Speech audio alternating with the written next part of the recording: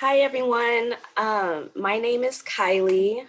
I use she, her pronouns. I'm a fourth year feminist studies major. I'm also a women's center intern and a peer coach for the Career Success Center.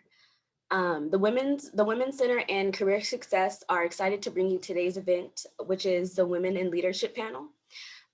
We hope you all are excited for this program as much as we are, because we have 4 amazing women here today, and we are going to start by meeting the panelists. I will ask them several questions. And then we'll open it up to a Q&A. And you all are welcome to add your questions at any time in the chat feature, where you can send your messages to Abby at the bottom of the screen. Now I would like to introduce the panelists. So first up, we have Mayan Udatuk. She is the Director of Engineering and Technology at UCSC Silicon Valley Extension Campus. Hello, everyone. Thank you so much for taking time to join us. You could have been anywhere else and you are here with us. So for that, we are very thankful. I am very thankful.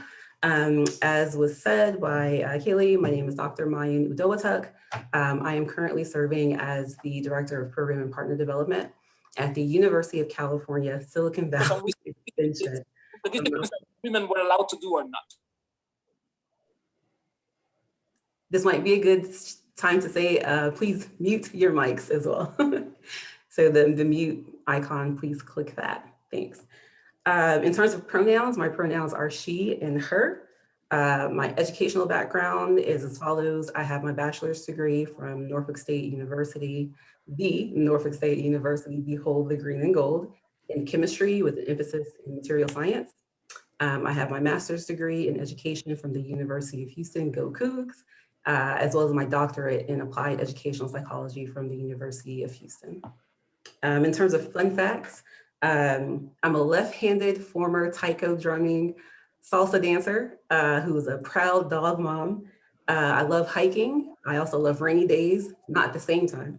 I love sci-fi and resin casting.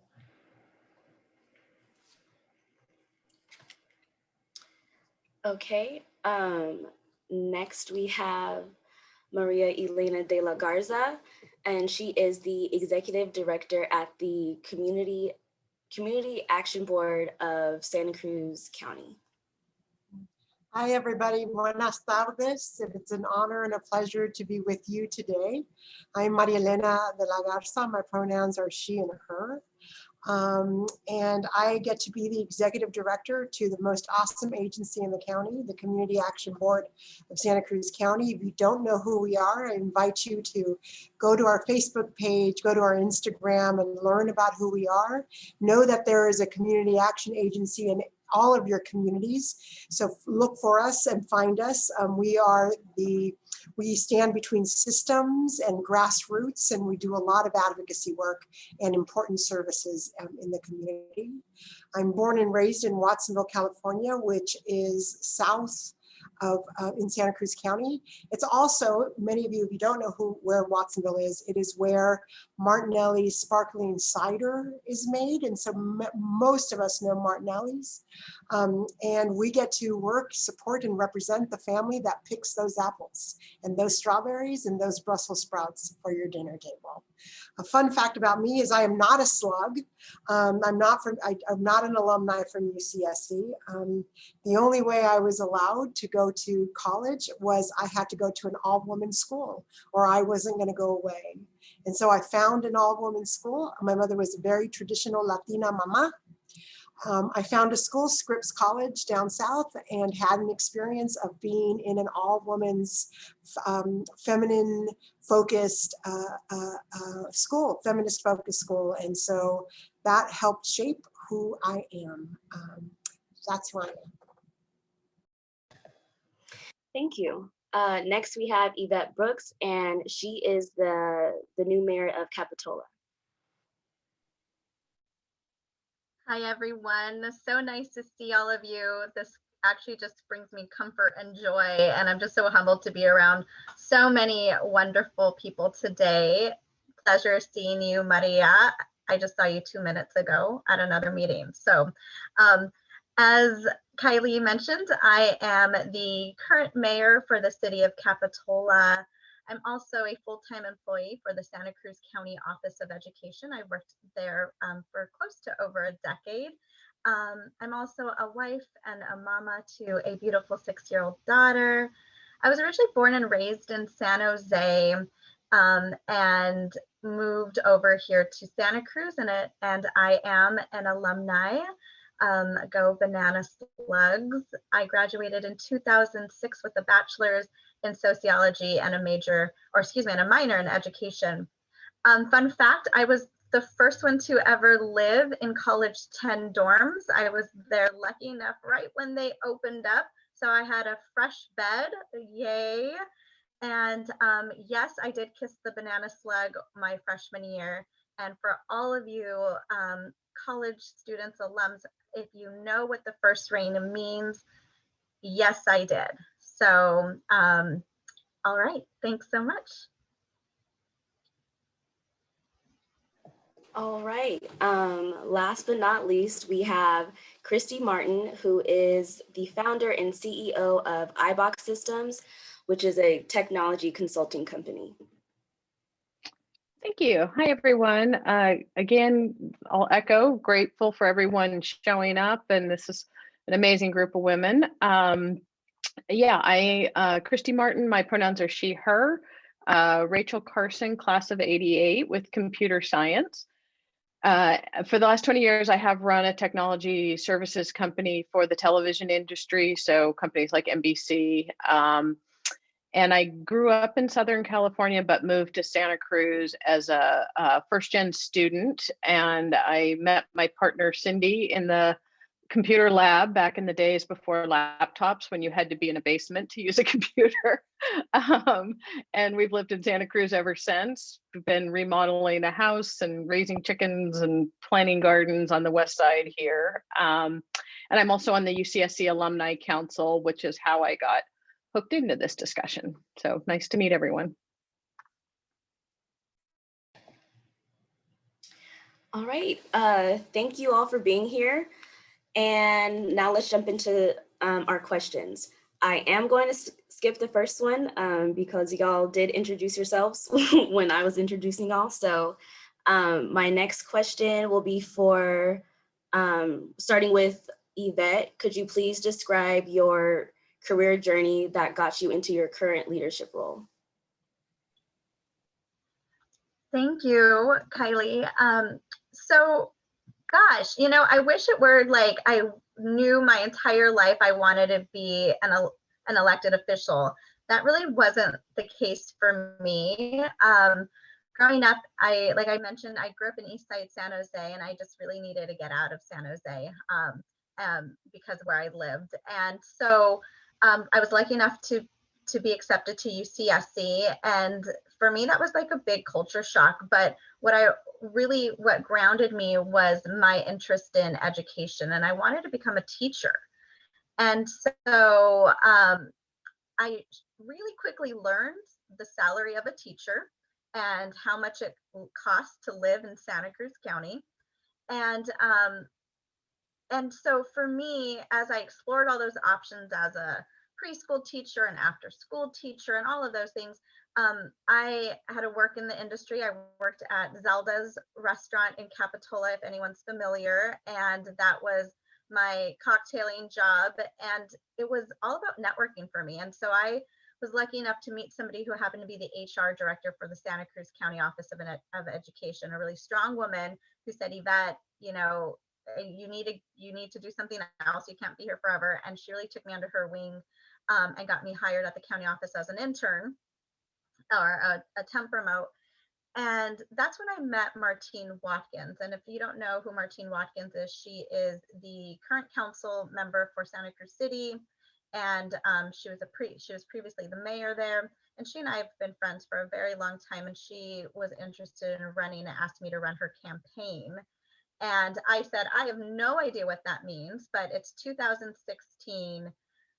We're in the middle of a crisis with the possible election of President Trump at that time, and we need to get involved. So absolutely, I'll jump on board. And I helped run her campaign, which was the biggest turnout ever in history. She got the most votes, she kicked ass, and she won, and we are so proud of her. In 2018, Kristen Peterson, Capitola council member, previous mayor, came up to me and said, Yvette, it's your turn. You need to run for council.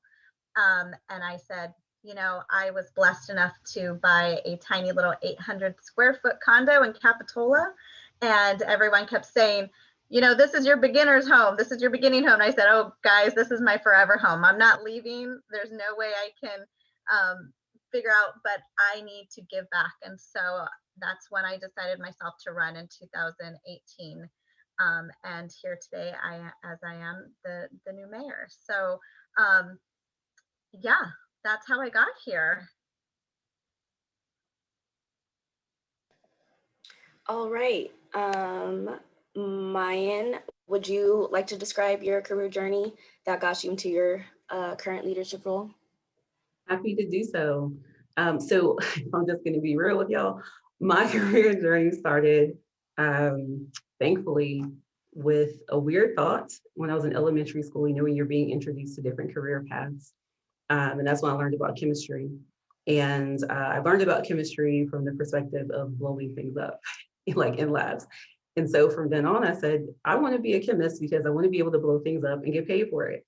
And so I always had that love of chemistry and not quite practicing the blowing of things up, but ended up going to an undergrad institution in HBCU, which is important to me to do. Studied chemistry there with an emphasis in material science.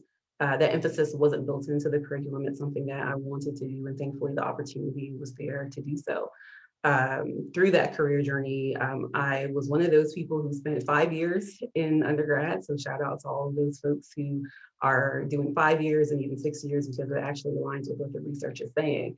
The typical 4-year graduation rate is slowly going out of the window. Throughout my undergraduate journey, I was very fortunate to be a part of the DENIMA Scholarship, which was a 4-year full scholarship for minorities who were interested in STEM. In that scholarship program, we were very highly encouraged to take advantage of internships. I did that every single summer that I was an undergrad, inclusive of the summer after I graduated. So that last internship was at NASA, actually, which was a great experience. I've also interned at Georgia Tech and the University of Arkansas. During one of those internships, we had 2 at the University of Arkansas over 2 different summers. I was actually recruited into their graduate program. So it was a master's program in a subfield of engineering called microelectronic photonics. This is back when I thought I was going to be an engineer. Engineer/chemist. And I quickly learned that I was not interested in that field. As exciting as it was for other people, it was not that exciting for me. I figured that out the 3rd day of being in that program and on that campus. It took me 3 years to leave. Don't make that same mistake. And the good thing though, with being in that situation, I grew a love of education and psychology separately. I had the opportunity to take some education classes and meet my very first mentor in education, Dr. Jim Hammonds. Left that program and then came back to Houston, Texas to recruit. Started working for Texas A&M University at Galveston, first as a chemist and a lab coordinator and a lecturer. And then after that, when I got my master's degree, I started teaching and designing a course that focused on learning theories, and then got my doctorate, and then was applying really all over the world for different positions, and ended up accepting a position at the Silicon Valley Extension in Santa Clara, California. Working there originally as the director of the engineering and technology department.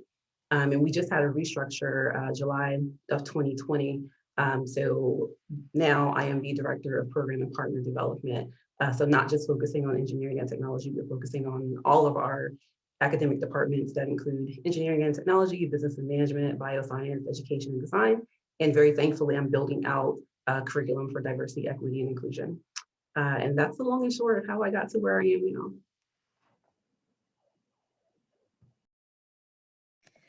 Thank you. Mary Elena, would you like to describe your career journey? Sure, and my respects to Yvette and to Maya, and wow, right? Those are some powerful journeys, powerful paths. I'll tell you that my career path started in a restaurant. My parents were able to open up a little restaurant in Watsonville and Capitola and in this area, and we literally, my sister and I grew up in a restaurant. My sister learned the kitchen, and I learned waitressing. And so my customer service ability was really strong from a very young age. Because well, I don't know if you know, but in my life, Abby might know, our family success relied on everybody supporting the work of the family. And so at a very young age, I was waitressing and developing my external face, right? I knew, and also observing, my parents were business owners, struggling business owners, yet my mother always supported and served the community. She fed everybody, whether they could pay for the burrito or not pay for the burrito. She said when the strikes were happening in Watsonville, there were hundreds of people not working. She would send trays of burritos to the strikers so that they were fed while they were protesting. That was my example of activism. That was my example of community service.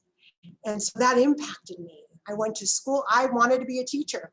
And somehow, and I never thought I didn't even know what an executive director to a nonprofit was. No idea. But something happened. I worked right out of college when there was a Green Giant Pillsbury cannery here, and they shut down, and I was able to get a job as a tutor for those workers who were going to be displaced. There's hundreds of workers losing their jobs because it was Pillsbury, and then it became Green Giant. Green Giant was shutting down and moving out of Watsonville.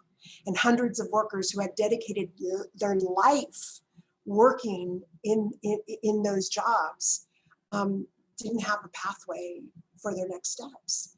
And so I got hired at that time to be a tutor to help people learn English.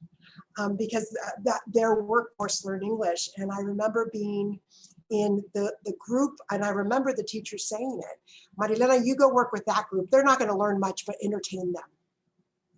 And that group, because of my relationship with them, because I could see how much they wanted to learn, and because God's ability to use me as a teacher and a mentor, that group moved leaps and bounds in their English learning. They learned, and they learned computers, and I got to see what that was and got to explore what it felt like to teach and to give back. And that job ended, right? The plant moved out and they laid us off. And a friend of mine said, hey, I said, I need help looking for work. And back then, internet didn't exist. It was newspapers. Those of you who are my age, and not many of you are, but maybe I'm the oldest in the room. But so you had to look at the person at the ads in the newspapers, right? And someone said, hey, this thing called Womxn in Gilroy is looking for someone to work for youth. Work with youth. And I thought, well, that would be kind of fun. I didn't know what it was. And I called the number and I got a resume together, and I got called into an interview, and it happened to be the largest Latino serving agency in Silicon Valley. And I got to meet Esther Medina, who was the executive director of that agency. And I got hired, and I literally worked in a closet at Gilroy High School doing job readiness skills to youth involved in gangs in a closet. And that's what started my career as a nonprofit. I loved connecting to youth. I loved connecting to parents. I started to learn about programs and services. We ran a youth center in Gilroy. I quickly moved up the ranks. I learned how to write grants because somebody gave me a chance, because someone said, try it, help me. And someone helped me learn that skill. And now I still write grants, and I still ask for help. And now I teach others to write grants and answer their questions. and I worked at Moxa for 18 years. Imagine that, 18 years in a nonprofit agency, making nothing, man, nothing an hour, probably $7 an hour, $7 an hour. I was there 18 years. I moved up the ladder. When I left, I was the interim CEO at that point. I moved up the ladder and it was the middle of the recession. And I knew I couldn't commute to San Jose anymore. I was sick, I was tired. And I came home and I rested for a month and then I started looking for local work. And Janice of Santa Cruz gave me a job. They were the only agency willing to hire me. And I worked there 4.5 years. And I learned about recovery of workaholism because many of us know what that is. Workaholism is real, and it's real in people of color, and it's real in women of color. But I learned about recovery at Janice of Santa Cruz, and then CAB happened. And here I am 8 years later. It's 30 years of nonprofit work. And I'm very grateful to be in this seat because now I get to make decisions. I get to influence systems. I get to ask questions. I get to push the envelope. I get to, somebody called me an agitator. I get to agitate the systems. That's my career path, and that's how I got here. Thank you. That's awesome. Christy, can you describe your career journey? Absolutely. Yeah. So I started as a software. Well, actually, I should say my first job was I wanted to dance ballet desperately. And so I started dancing and then got obsessed and didn't have the money. So I cleaned ballet studios and washed 1,000 miles of mirrors and taught ballet classes and did dance photography. And so that was all through high school. And then when I got to UCSC, software engineering became my focus. And I started as a software developer out of school. I got hired, I think, through a job fair that was on UCSC, which was great. And then I quickly realized that I was more interested in the big picture, how things fit together end to end, and the intersection of technology and business and operations. And so it was really hard to find a traditional role that I fit into. You know, there wasn't a job description that matched that. And I had a lot of managers try to steer me into less technical roles as a woman in engineering, especially back then. And so I ended up consulting because the company I worked for shut down, and DirecTV, one of their clients, asked if I could continue to help them. So I started consulting just on a whim and learned trial by fire how to set up a business and incorporate and write proposals and invoice and all the aspects of running a business in parallel with actually doing the project work. And I loved it. I loved wearing the different hats, you know, working on a project during the day and then going and working on the business at night. And through the years, I kind of built a niche in the television industry and have been able to grow that to have a small team. I have also been able to maintain some long-term relationships with clients. So that's been super helpful to be able to really leverage my network of people that I know in the industry and colleagues. And I think that, you know, there was a question in the chat of some of the challenges that I faced in doing this. And I would say definitely just learning all of the logistics of creating a business, you know, how to set it up, how to manage the day-to-day operations, what to charge. I was very fortunate that I had a good friend one time who told me that I was charging half of what I should charge. And so I doubled it and nobody batted an eye. So I think that's a classic woman issue, is undervaluing your services. So that was a big learning curve. And then there was also a question of how much of my degree do I use? And it's interesting, while I don't develop software anymore, I still use the technical skills and the logic and the problem solving skills every day. And I still reflect on some of the courses work that I had, particularly logic and basic problem solving and collaboration, teamwork, all of that stuff every day. Now, my math is pretty rusty, I will admit.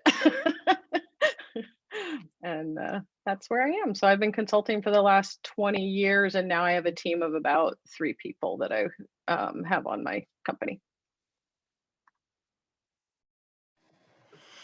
Awesome, thank you. For my next question, starting with Mayan, could you please, oh, never mind. Oh gosh, I'm so sorry. How did you build your confidence? Did you have any mentors, coaches, or people in your life that supported and helped you to get you where you are today? Yeah, and no worries, girl. We're all a little nervous, so you're fine. Yeah, so in terms of how did I build my confidence, if I'm going to be real with everyone, because I try to always be real with people, I'm still building confidence. Let's just be real. I'm still very much building confidence, but I will say, and I'm very grateful to be able to say, I'm a lot more confident than I was in prior iterations, younger days. How I built that confidence. I tend to approach things very analytically, which shouldn't be really a surprise to folks as I am a chemist. And so I approached it with really learning lots of different things. I'm a lifelong learner, and I approach life like that. And so in terms of building confidence, I focused throughout life, and I'm still doing this, learning different types of knowledge. So starting with like Bloom's taxonomy, which is that triangle that you see in educational psychology, which starts with, I guess, like more rudimentary ways of learning, such as remembering things, then moving up to understanding, then applying, then analyzing, then evaluating, then creating. When you're creating, then you're at the top. But it's difficult to get at that point where you're creating, but really practicing those different types of knowledge helped me to build confidence. Also really looking into some educational theories, such as one of my favorites, Howard Gardner's theory of multiple intelligences, that says, we're all intelligent in different ways, and no one way of being intelligent is better than the other or less important than the other. And understanding the ways that I am intelligent, the ones that naturally come through, and capitalizing on those so that I could have better understanding of self, which is the last way I learned how to build confidence. Really learning myself, self-knowledge is powerful. Learning what I like, learning what I don't like, learning what my strengths are, and learning what areas I have that really could stand to grow and evolve. And a lot of there's trial and error. I make mistakes every day. Made a couple today, scheduling mistakes, because I'm working in different time zones here. Yeah, so all of that helped me to build confidence. In terms of mentors, I am a believer in mentors. I know that it can be controversial for some people. I do have some friends, good friends, who don't believe in mentors, and that's totally fine. Still love them anyway. I personally believe in mentors. I have been very, very fortunate to have mentors from a young age. And it's funny, when I was looking at this question, I actually started writing out different parts of my life, from high school to college to grad school, part one, grad school, part two, and the different mentors that were there. And the names just started flowing, and how those mentors spoke to me in what I needed at that stage of life. So yes, definitely had mentors. There's one in here today, Dr. Carol Bunch Davis. I would be remiss if I did not mention her. She was a mentor that I met back at Texas A&M University. She taught me to take up space as a Black woman, to be confident in who I am, what I am doing, what I can contribute, and also helping other people, seeing strength in other people, and really building synergy across different identity categories. So, if we have a Black student union, teach them to work with the Asian student union and the Latinx student union. Let's not just be in our little bubbles trying to fight for equality. It is important for us to do so, but build that synergy as well. Another mentor that stands out, Dr. Jim Hammonds. He's the very first mentor I had when I switched over from engineering to educational psychology and education in general. I'm a big believer of mentors. I am a mentor, and I continue to receive mentoring as well. Awesome, thank you. Next, Yvette, would you like to tell us how you build your confidence, and if there is anyone in your life that helped you? Yeah, well, first of all, I'm just blown away by this panel. I mean, I just want to give recognition again. I am so grateful and I'm humbled. I mean, this is, when I was thinking about this question, as Mayan said, I started thinking back to all of the mentors in my life, unbeknownst to my own self, right? Little me in 6th grade with this amazing teacher who was teaching me about Gandhi and Mother Teresa, and making me recognize that the world was bigger than just my little nook in San Jose. And but as I thought about my journey and all of those mentors, I also thought about I was thinking about just the things that I went through in life too, right? All of those, the not so good things, and those other mentors who I didn't seek their advice, but told me all those told me awful things of shouldn't be having to be too strong or too opinionated or shouldn't wear this or that. And I just, now today, I just can't believe that I'm here and I've made it, and that all of them, all of these folks, my high school counselor, my friend who wrote to Oprah in high school to talk about the nonprofit I started, and I got recognition. Like, it just made me think about her when you asked this question and emailed it to me. I'm like, what is she doing? And what, it's just, there's so many amazing people in this world. And I just really value the fact that you asked this question, because I think I can speak for all of us that none of us could have done this alone. And the fact that there's other women standing up to uphold us, to help us carry those burdens, those insecurities throughout our entire lives is just so humbling. So how did I build confidence? I listened, I learned, I took what I thought was valuable at that time in my life, and I'm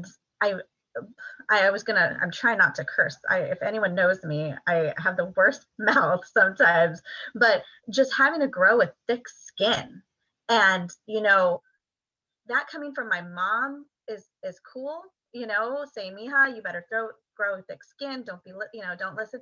But when that comes from a man of privilege, or a white man of privilege, man, that made me mad. And so that kind of confidence building, those experiences, my journey helped me build my confidence.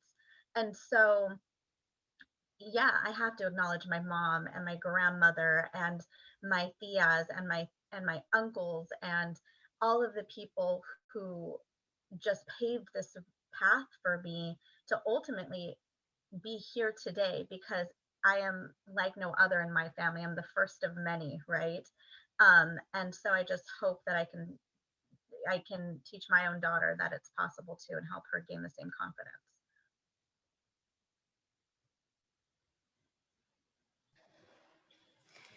Well, thank you. That's awesome.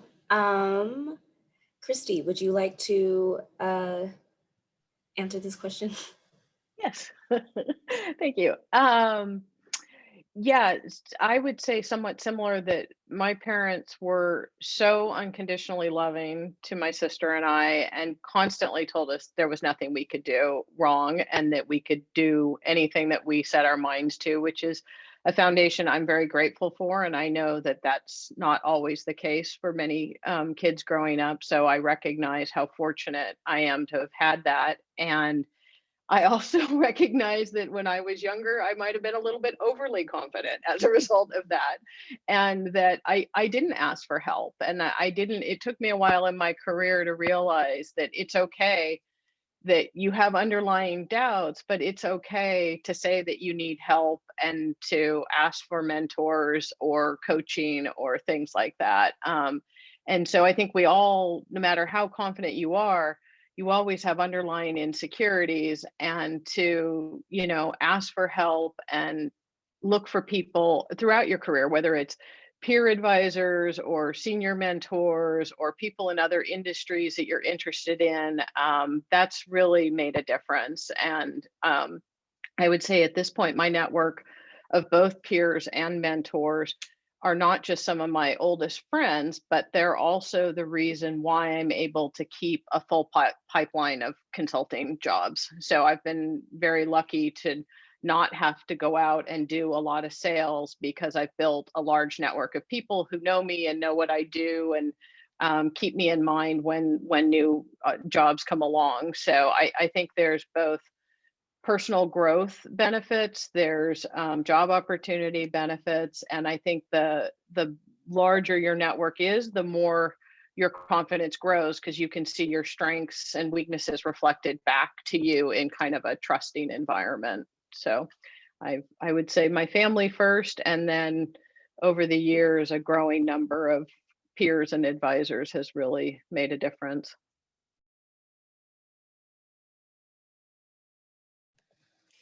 Awesome. Thank you for that. Mary Elena. Sure. I think it's such a great question, and it's an important question. And I invite everybody, like Angie on the chat, like who's on your personal board of directors, right? Because it makes a difference. For me, there's a slew of people that I can think of, like Esther Medina, the executive director of that the largest Latino agency in Santa Clara County, right? She taught me things that only her could have taught me.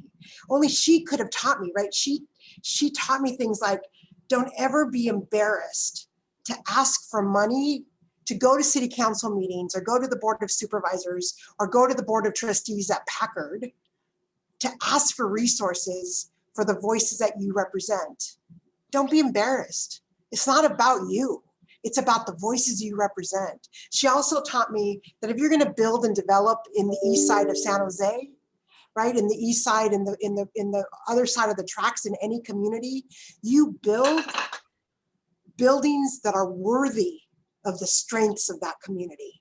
And if you know Moxa, or if you've heard of that agency, they built youth centers in the shapes of pyramids in the east side of San Jose, at beautiful buildings. She built senior living, senior centers, senior apartments in shapes of pyramids and rich cultural reflections of the community that she served. That's my mentorship. That's where I learned that, right?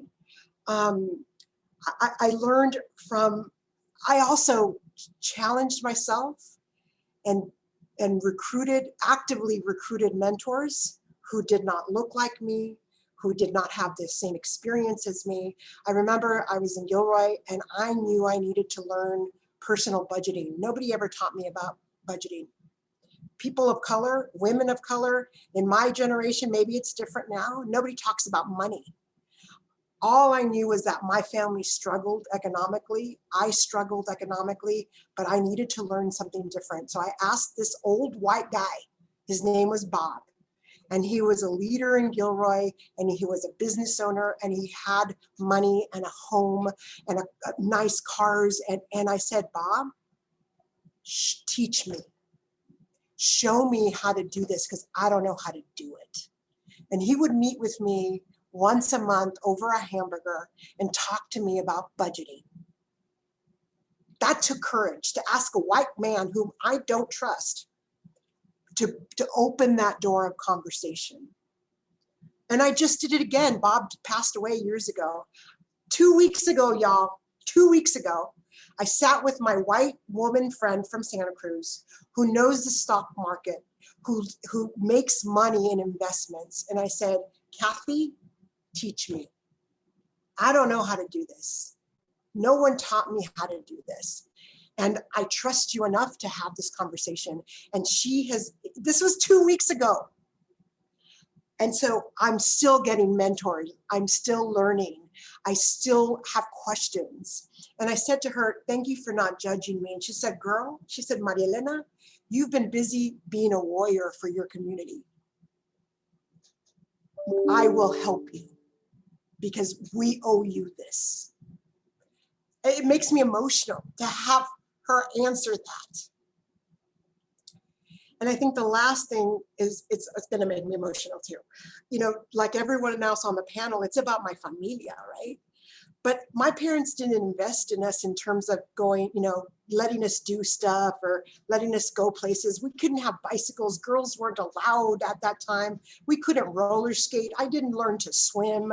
There's just stuff in my generation that was different because of the cultural rules. But you know what my mom did, man?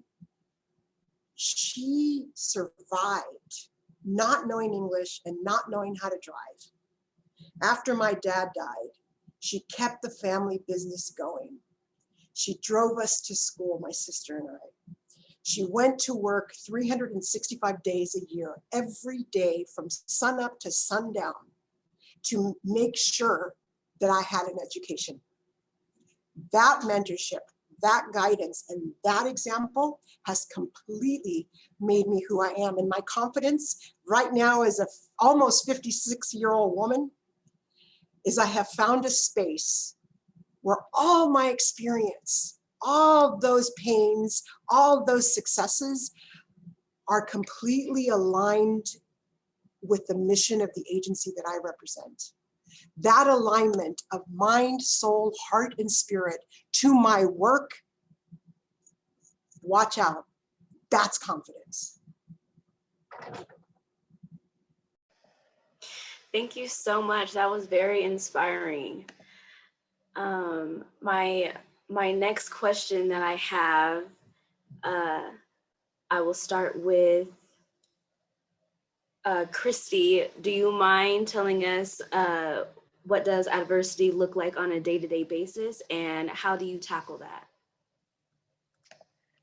Great question. I would say that I've worked in the cable television industry most of my career, and historically it's a very conservative, straight, white male industry, and particularly unwelcoming to women in tech roles. So going into a meeting full of 30 male engineers trying to lead the meeting and debate a point was not welcome. I've had literally CEOs of cable companies throw a PowerPoint deck back at me and walk out of the room. And, you know, times are changing, things get better over time. But that is, you know, I actually talked with one of my friends in the industry years ago, and he made some comment about, why weren't you more confident on this point or that point? And I'm like, because after 30 years of being beaten down, you sometimes you're not as aggressive as you should be. So I would say that is a real. And then at the same token, I think that I'm lucky that at this point I've found a path where I don't really deal with that anymore. I've managed through the years to build a reputation, to kind of direct my path with companies that I want to work with that have a culture of respect. And I also found that, you know, to overcome some of that, it made a really big difference. Obviously, you know, the old joke that you have to work harder is, or the old saying that you have to work harder is true, not joke. That you do have to work harder, you have to show up, that you have the chops, but at the same time, building personal relationships so that people got to know who I was, and using humor and being the real person. So I'm not just this caricature in the meeting made a big difference. So I think it, you know, it's always a struggle, but I think you can pick your path in some ways and use your personality and yourself to break down some of those barriers. Thank you, Christy. That was very insightful. Yvette, could you please answer this question? Yeah, Christy, I hear you. I definitely hear you. You know, so what has adversity looked like for me is a question, right? And well, let me begin by saying I'm the 7th woman ever to hold office in the city of Capitola. So I'm the first Hispanic woman to ever hold office in the city of Capitola. And I wasn't the one that announced it. It was a man of privilege, a white man of privilege, who announced that on my behalf. That's the adversity that I'm facing, right? Other people speaking for me instead of asking me for my opinion. And I, day to day, feel this sense of this imposter syndrome, right? I hustled this whole time and I'm here, and I just feel like it's a facade sometimes, or it's just because it just so happens to be in the middle of the women's movement, or it's just temporary because everyone's talking about people of color just needing this opportunity, and we'll just see where this lands, right? That's all the stuff that I'm dealing with. But in response to all of that, to those folks that have said you're too opinionated, or you don't have your voice doesn't matter, or because you're a woman, or you're too young, or how do you do whatever.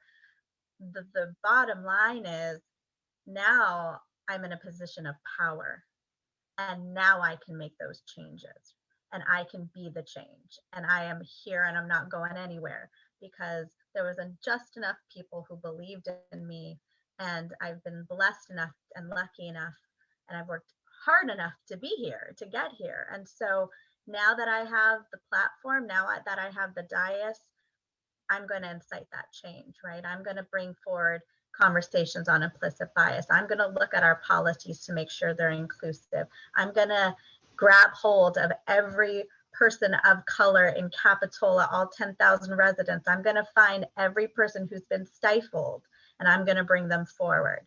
And that's what adversity looks like on a day-to-day basis for me, but that's how I'm going to make the change. Wow, thank you, Yvette. That's very motivating. Mary Elena, could you please answer this question about how you've challenged like adversity? Absolutely. So adversity is real, and we face it every day. And sometimes I face it every second of the day.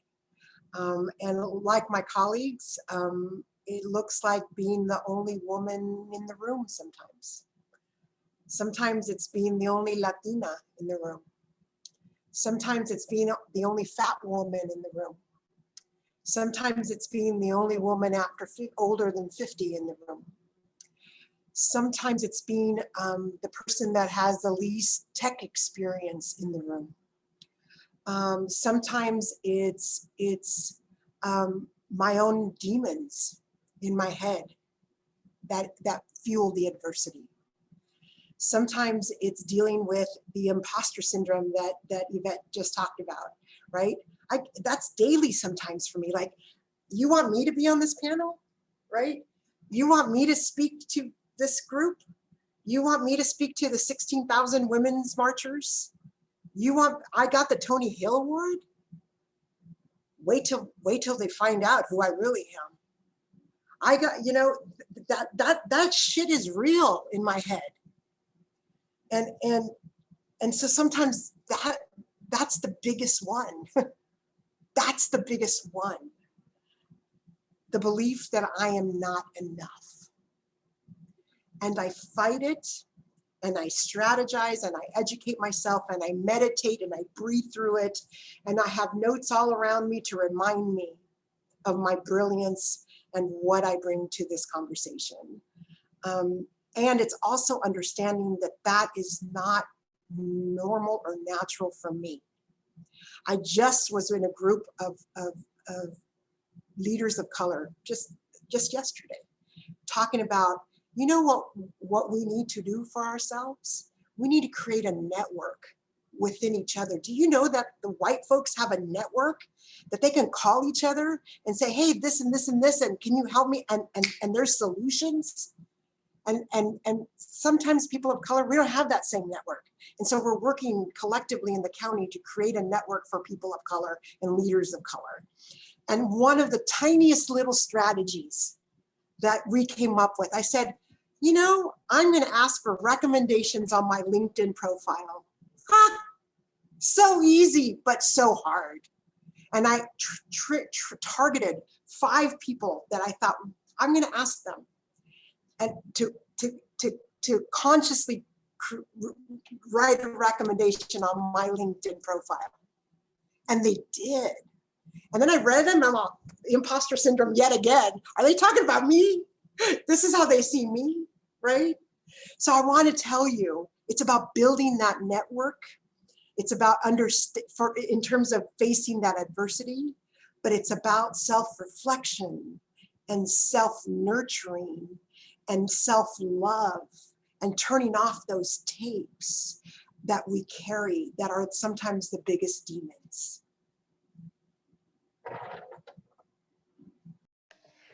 Thank you, Mary and Elena. That was very encouraging.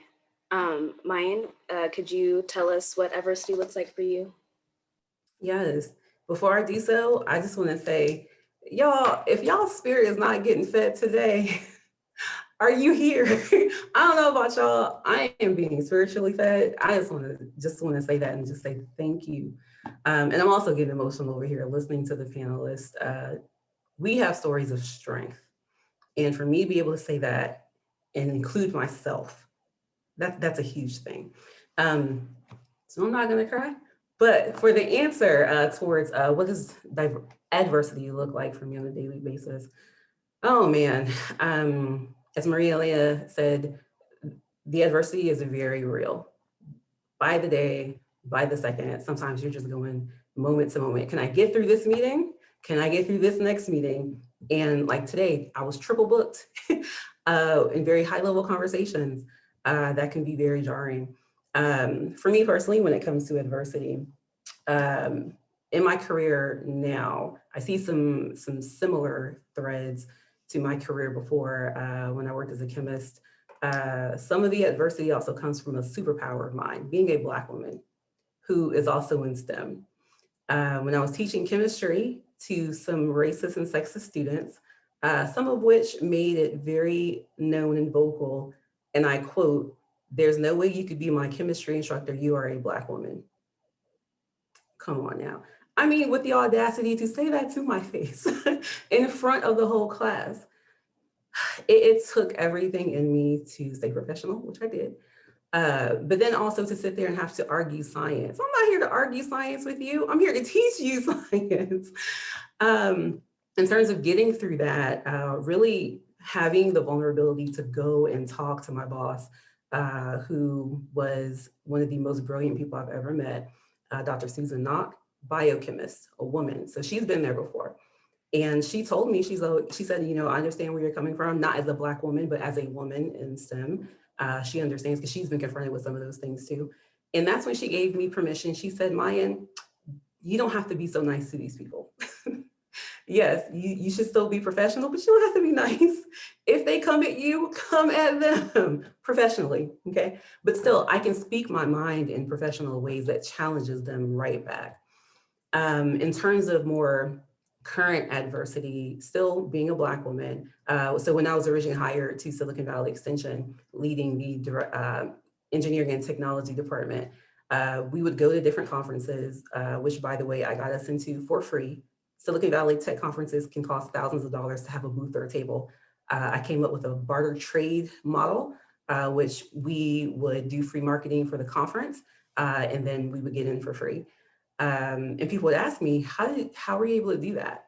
And I told them, like, this isn't some huge skill that I learned in school. This is a skill I gained from coming from a poorer family. When you are raised in a situation and environment where you don't have much, you learn how to take nothing and make it something. And that is a transferable, very valuable and marketable job or workplace skill. Please write that down because I wish I would have known that when I was younger.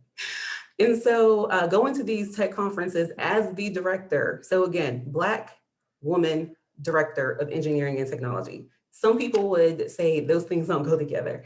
And I'm there with the person who's reporting to me at the time, which was an older white man. There would be different people that would come to him in the conference, which I would say the majority of attendees at those conferences were white men and Asian men and Indian men. Different people will come, men and women would come to the tables and they would go straight to the person who reported to me, a white man, and ask him specific questions. And he would say, oh, that's a great question for our director. Lucky for you, she's right here, and would direct them towards me. They would take one look at me, swivel their heads right back over to him and continue the conversation as if I was not even standing there. This happened on a regular basis. And I had to learn to make that head swivel right back to me and make it very clear, if you want to do businesses with us, you're gonna have to talk to me. Otherwise, there's another table over there. You are more than welcome to go over there. Adversity also comes from imposter syndrome, as was stated before. Imposter syndrome, for those that might not be familiar, is where you literally feel like you're an imposter. What am I doing here as X, Y, and Z? Maybe you're surrounded by people that you think are more intelligent, more experienced, more whatever adjective you want to add. And you're thinking that you don't have the right to be there because of whatever deficit you come with. That imposter syndrome can have alarmingly loud voices at the strangest times. I experience it here. I'm a whole doctor, not physician, but I'm a doctor of education, and I still experience it. And I have met vice presidents of companies who they experience it too. And what I've learned, because I love doing research, imposter syndrome is very, very, very apparent. It occurs quite commonly in people of color. That have intersectionality with being a woman or even identifying as a woman. Any, I would say, out group, when I say out group, out of the white male group, white male cis group, that can cause imposter syndrome. Because just like it was said before, I think Mayor Elena said it, there are certain things that the panelists we know to do now. We didn't have situations growing up where we were taught those things. So, you know, we had to learn, and sometimes learning those things can be a struggle. And then lastly, self-doubt and big dreams. Those two things existing in the same head cause some problems at 3 o'clock in the morning, waking you up out of your sleep. We all have big dreams. I'm just going to make an assumption here very boldly and say that the positions that you hear that myself and the panelists are in today, this is not the last stop. We have higher to go. I'm just going to put that out there. And it can be scary because when you are in a position of leadership and you're looking around and you're, as was stated before, you're the only woman, you're the only Latina, you're the only Black, you're the only something. It can be daunting because there are certain ways that some of us may communicate. I know I'll just speak on behalf of the Black community, and this is another thing, I don't speak for all Black people, which is another piece of adversity, but I can say this amongst, I will say my African American Black sisters, sometimes we communicate with just a look. Like that expression I just made, we know what that means. And it could be situational. You know, I can't go to the Silicon Valley leadership group that I'm a part of, specifically through their committee on racial and social equity. I can't go to them and communicate that way because these are people, current and former mayors, current vice presidents and presidents and CEOs of these big, huge companies such as Zoom and Bank of America. And, you know, I have to go in there very professional. And sometimes I feel like I'm not bringing my whole self, but I'm learning to bring more of myself to work. So in terms of like, how do I tackle the adversity? Really understanding what it means to, what those words mean, diversity, equity, and inclusion. And what that means for self-expression and acceptance for the self-expression of others, for creating a safe space within myself first, and creating a safe space for others around me. And then lastly, haters. Woo. Haters, they're fuel. Haters can come in so many different forms. It could be a boss that is threatened by you. It can be a colleague that looks at you and says, well, oh, she must be a diversity hire. There's that look again. We know what that means. Hateration, as Mary J. Blige called it, it can be everywhere. And I think first and foremost, I want to make sure not to bring that hateration to myself. As my dad taught me, he's a Nigerian man, speaks in quotes as many Nigerian men do. He taught me from a very young age. He said, and I will quote, "I will disappoint you. Your mother will disappoint you. Everyone you meet will disappoint you. You are not to disappoint yourself." And so I have to calm down those voices that come out in me that are hating on myself. Like, Maya, you're not this, you're not that. And I have to really calm it down with balance. You know, there are some things that I'm clearly not, and I'm working my way to get there. And there are some things that I am, and I'm working to accept. So yeah, those are just a couple of examples. Thank you so much. That was awesome and very insightful. And I just love that. But for my last question, starting with Mary Elena, could you, given your experience, what advice would you give women identifying aspiring leaders? That is a fantastic question. And I think about my younger self and I wonder what I would tell myself, right? I think I would say to myself and to you to have a vision of what you want and know that that vision will change along the way. And that's okay. My vision for myself when I was 20 is so completely different than my vision for myself at 50, almost 56. It's in a couple of weeks. My birthday's in a couple of weeks. I'm trying to reframe my age there. And that's okay to allow the space to shift and to change and to move and to dance with your passions, right? I think I want to say, and this is my story about Abby. Abby and I worked together at CAB. And what I learned about Abby is her courage to know what her spirit wanted. And having the courage to walk that path, to know when your spirit is telling you something and to follow that. And no job, no position of power, no pay is enough if you're not happy. That is the most important thing. You have to follow that which nurtures your heart and your soul. And yeah, that's woo-woo and so Santa Cruz-y. And it's real, man. It's real. I am happy. I can say I'm happy, and Doctor said it. This isn't the end game. Executive director at CAB isn't the end game. It might be the next game for the next 5-10 years, but then I gotta move out of the way, right? I gotta move out of the way for somebody else, and to know that I still can create and visualize and set my goals. Somebody just talked to me about running for office, and I thought, what the hell? I not even ever thought, considered, imagined it. And I'm like, oh, well, you know, you never know, right? You never know what the next step is. And so my advice is to be gentle with yourselves, to find your passion, to find your joy, to allow yourself mistakes, to align yourself with similar people with similar passions.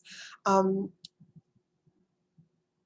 to work on that negative tape in the head, to work on that I'm not enough, because I know I'm not the only one that carries that. Thank you so much for that insight. Yvette, would you like to go next? Sure. If you hear some noise behind me, my 6-year-old is now back home from playing. So there's going to be some woohoos behind me. So as I try to get deep into my experience, I might be a bit distracted. But my advice, right? First of all, we've got to roll with it. I mean, obviously what's going on right now, but no matter your truth, right? No matter what your truth is, who you are, whatever your truth is, whatever trauma you've experienced, you have to trust yourself. You have to trust that you can be whatever you want to be. You need to trust that, because those traumas and your truth is what isn't just what defines you, but it just helps give you just enough to continue to move forward. And I hope this makes sense, because as I think about all of my truth and all of my traumas and all of those things that happened to me in my past as a kid, as a middle schooler, as a high schooler, all of those things added up today got me here. So you have to trust that those experiences won't just get you somewhere that just, and it's hard not to get emotional about this, but that just won't land you in a horrible place, right? You got to trust that you can continue to move on. You got to trust in yourself to keep moving on. And one thing I've learned is that it's only been women who come to me to say that you can do this. I can't think about it's not it wasn't a guy that came up to me and said, Yvette, you should run for office, or Yvette, you should run this nonprofit. It was another woman who came up to me, or another girl, or it was other women holding me up. So as I kept moving forward and staying focused or getting off center, it was other women who carried me forward. So I'm going to tell you this. As I continue to uphold and carry those burdens of all those insecurities, all those inequities that people paved for us in the past, I will continue to carry those burdens on your behalf so you can trust yourself to move forward, so you can carry on. That's my promise to all of you watching today and listening, because that's how we're going to make it together. All right, I'll stop there. Thank you, everyone. Thank you, Yvette. That was very inspiring.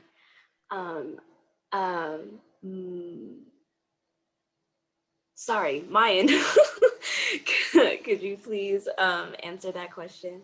Happily. So in terms of the advice that I would give to people who are aspiring leaders, I'll make this quick because there's a lot. Okay, so first things first, don't be in a rush to lead. It's hard work and it can cause burnout if you are ill-prepared and ill-equipped. So take your time and adequately prepare, because that preparation will serve you very well. Second, grow and nurture your support system. As much as you can, balance give and take. It's not all about you and your personal success. I'm doing this for my ancestors. I'm doing this for my ancestors. Well, I'm half and half. So on my mom's side, descendants of slaves. And I'm doing this for those ancestors who jumped off the ship and sacrificed their lives and are somewhere at the bottom of the ocean. I'm doing it for the ancestors that couldn't find the strength to run from the slave master and stayed there and endured only God knows what.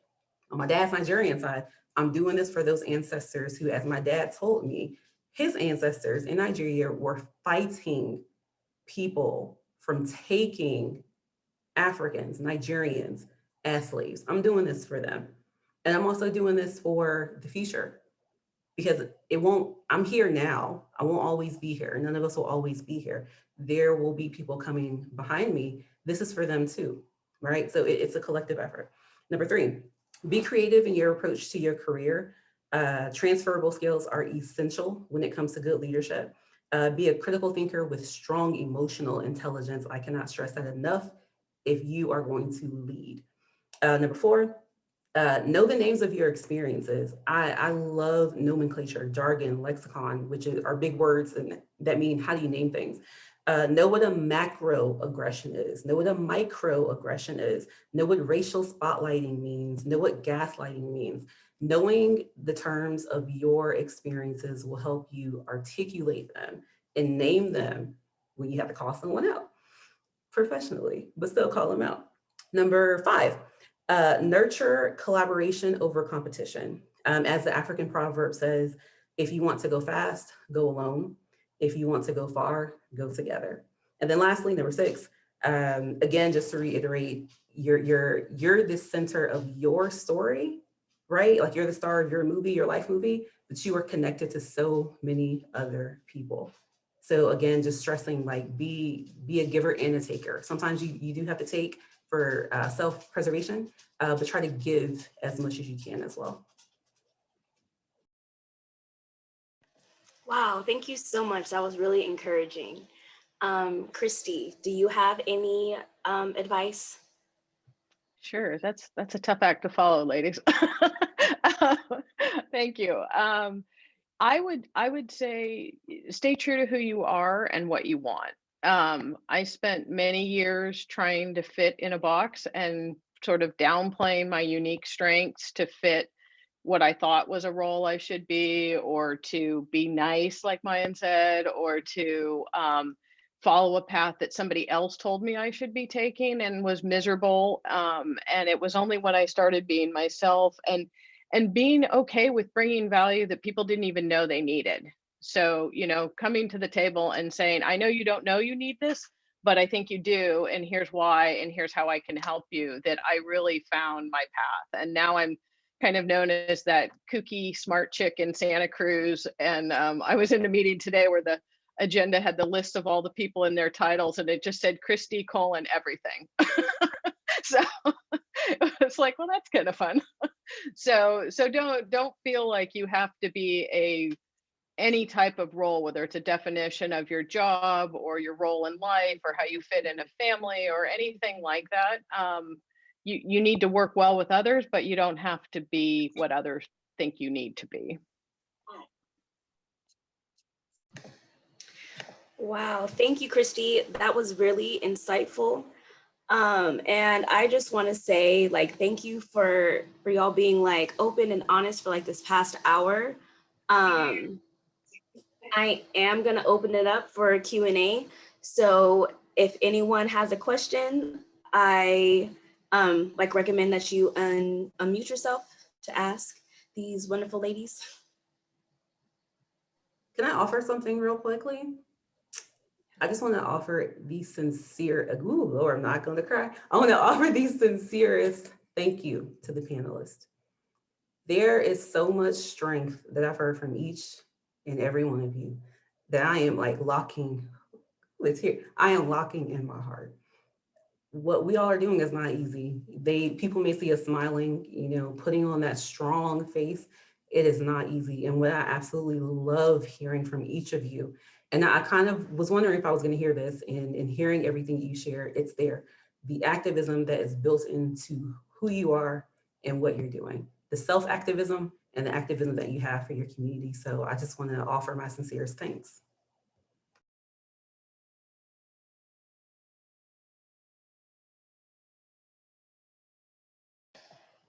Yeah, thank you. Does anyone have any questions they would like to ask? I have a question. First of all, thank you all for just sharing all the knowledge you have already. It was super wonderful being a part of the panel from the audience sides, being able to listen in to what y'all had to share. And also shout out to Kylie. You are a great moderator. Love how you led us through this conversation as well. So my question is, I am very young, very new to a corporate environment.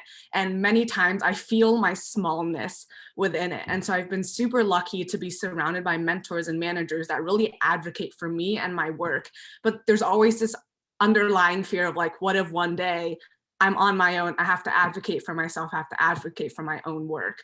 I don't know if y'all have any advice, any stories, any experiences of how you navigated that space, having to advocate for yourself in a space where it might not be so easy to do so. I'll just kind of step out there and say, so you said, and I want to get it right, you said if you are ever in a situation where you're having to advocate for yourself, I would reframe that and not say if, it's when. You are absolutely going to be in situations where you are advocating for yourself, and you might be the only one advocating for yourself, but it's fine because there's strength in that. Number one, you are the expert on you. You know what you bring to the table. For the work that you're doing, if you can become as much of an expert in that work, you can read that thing upside down, inside out, in your sleep, in different maybe not different languages, but you get what I'm saying. Just start from there, because there will be times, just want to stress that there will be times you will have to advocate for yourself against bosses, against organizational culture, but that's totally fine. As long as you can give information, data, in terms of why certain things should go certain ways, you should be okay. And then if you can get buy-in from other people, again, this kind of goes back to building your support system. I can't stress enough having allies who are colleagues, who are also friends at work, in the workplace. It goes such a long way. Because I've been in situations where I was the only one advocating for what I thought was a great idea, and people wanted to ignore it. And thankfully, it was allies in higher places too that were able to say, no, you should listen to her. And I find that I'm advocating for some people as well. Yeah, I would second that for sure. And to say that as you're presenting it, to try to put yourself in the shoes of the person you're presenting to. So what's the value to them and why does this make sense? Not just from your perspective, but from the manager or the organization or whoever you're presenting to. And I would second to look back, you know, as you move up, always look back and be looking to advocate and bring people along with you, because that builds that network quickly. I want to jump in and just share something, Angie, that Esther, the executive director I referred to, she said to me, before you walk into that meeting or that space, always know what you want to walk away with and then prepare.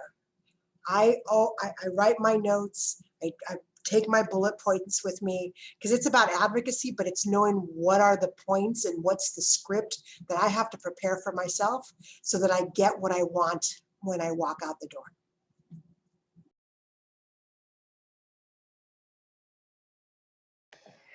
Awesome. I have a question from, where is it? Where did it go? From Abby.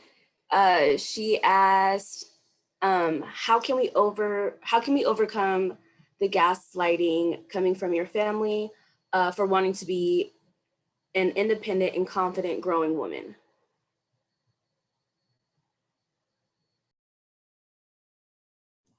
So I'll just jump out there again because I've dealt with this, kind of still dealing with it in some ways.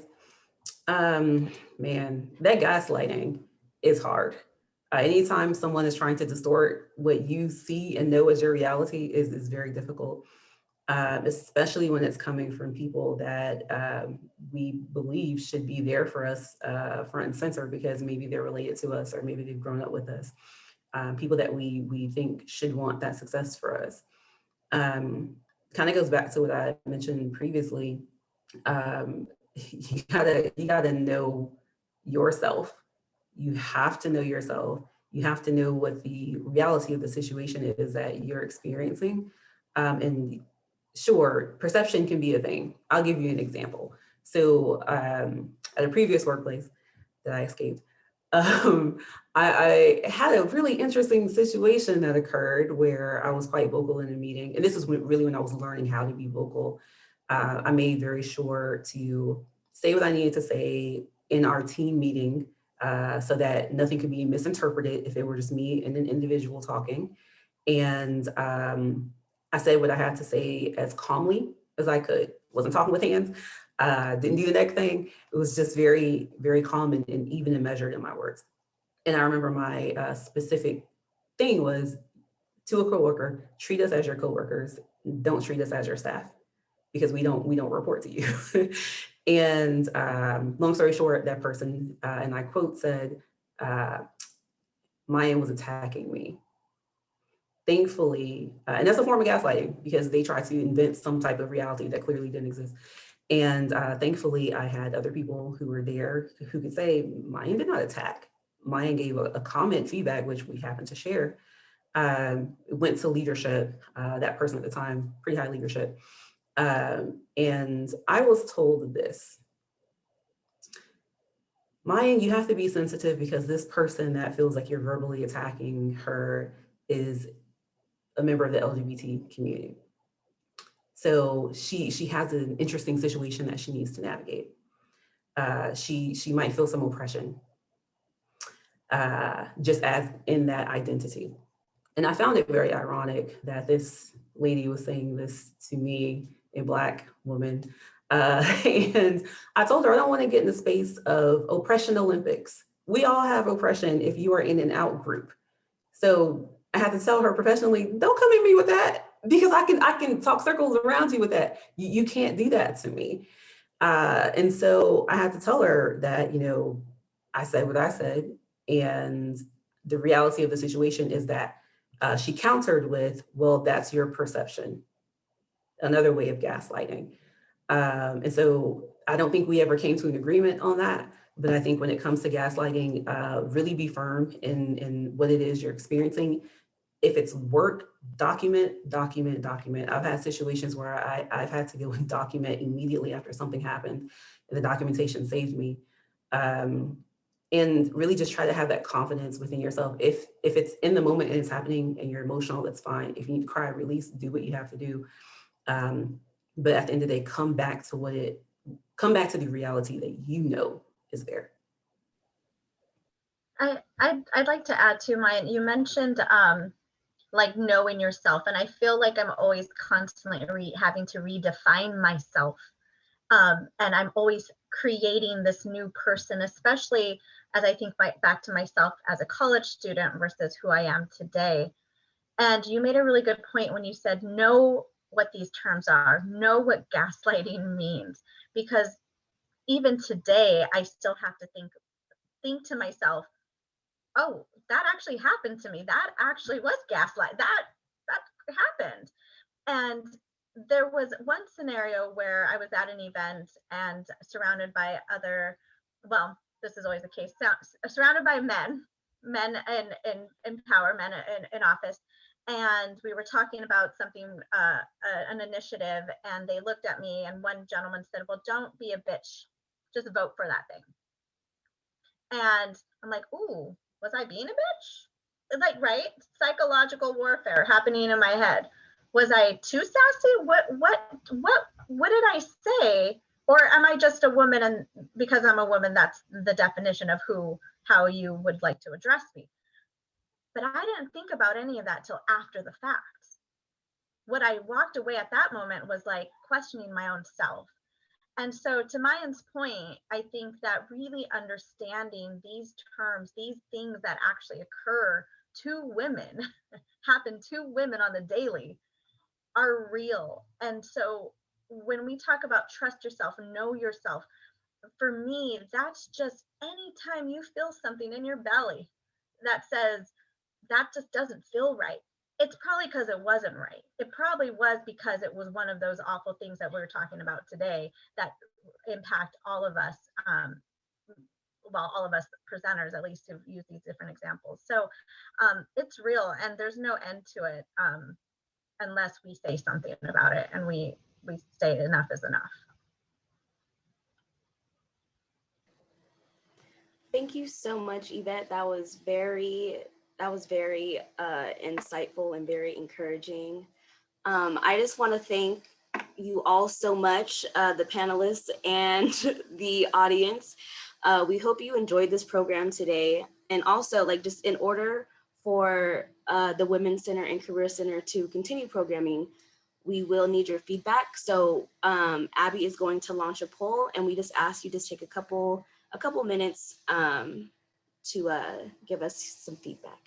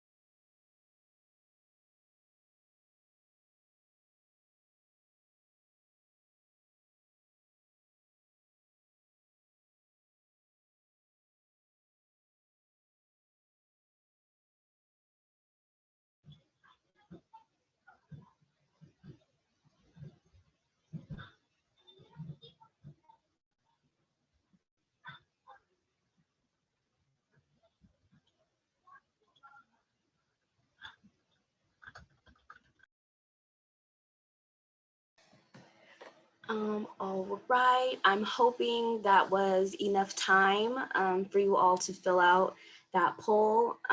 So I just want to thank you for taking that time to fill out our event poll. And on behalf of UC Santa Cruz, I would like to thank you all for joining this program. And I'd also like to give out a special shout out and thank you for the lovely panelists we had today. Y'all were awesome and very encouraging and motivating. And yeah, just thanks for tuning in, and I hope y'all all have a wonderful evening.